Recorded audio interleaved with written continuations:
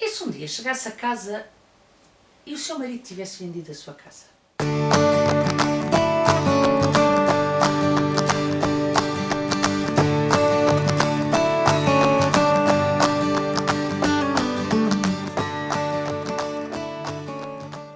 Olá, eu sou Maria João do Livros Gosto e hoje estou aqui para te falar de A Nossa Casa, da Louise Candice.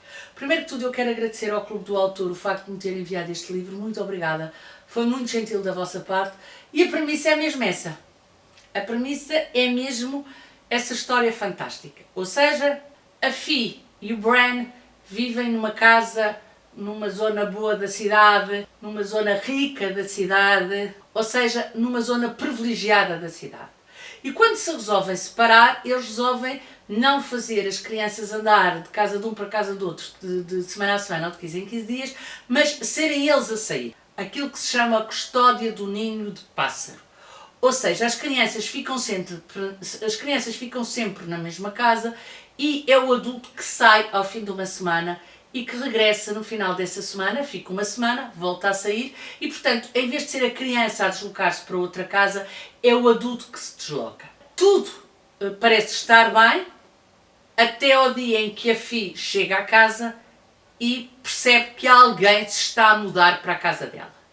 E, portanto, supostamente alguém vendeu a sua casa.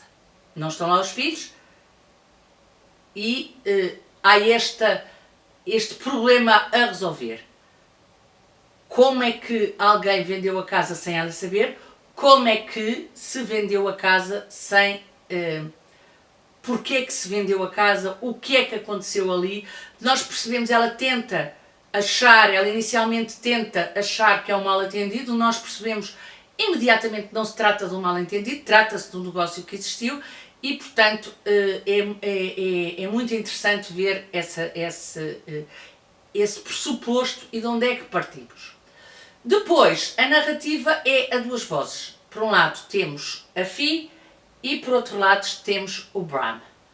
E é tão interessante que, para além de ser uma visão feminina e uma visão masculina, portanto temos os dois lados da história, no Bran nós temos a história dada como se fosse um texto Word, quase como uma memória, uma justificação, algo que ele quer deixar, e na Fi temos como se fosse um podcast. Portanto, para além de termos a história contada pelos dois de forma diferente, temos também uma estrutura textual diferente. E é muito engraçado ver as mudanças que este autor faz quando o narrador é um ou é outro. Não só a nível de estilo, mas também a nível de estrutura de texto, porque aquilo que eu escrevo num texto Word não é a mesma coisa que escrevo quando faço um guião de um podcast. Esta visão dupla é muito interessante e para mim foi surpreendente, porque era algo que eu não estava à espera, de todo.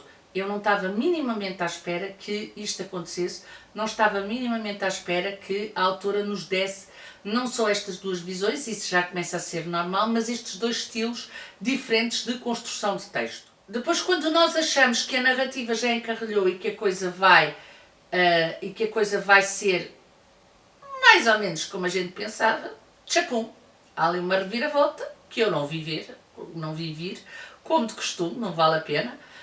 O que é bom, porque me surpreendeu, uma reviravolta que nos diz, afinal de contas, se calhar não.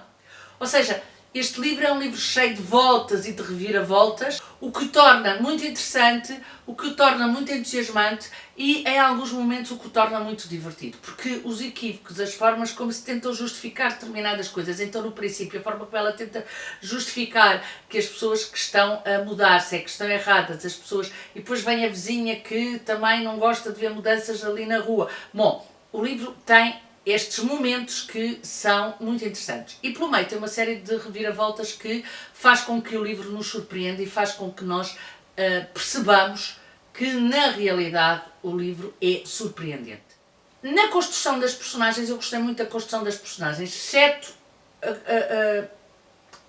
um detalhe no Bran. Eu acho que o Bran é imaturo demais. Não consegui perceber se era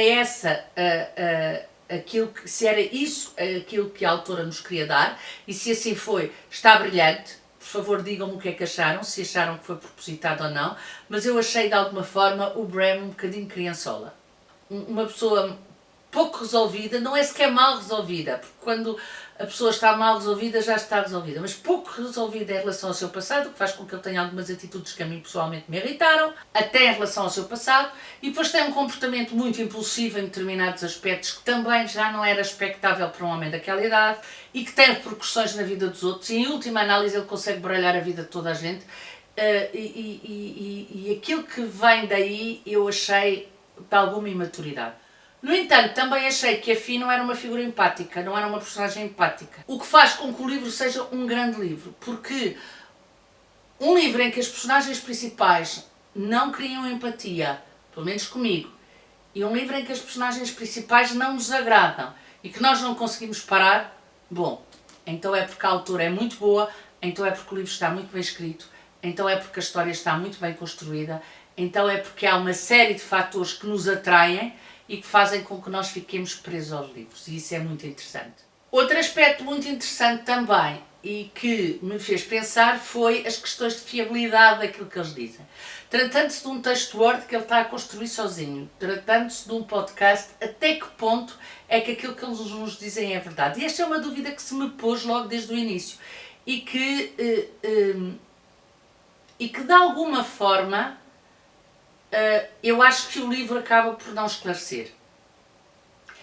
O que também não lhe tira,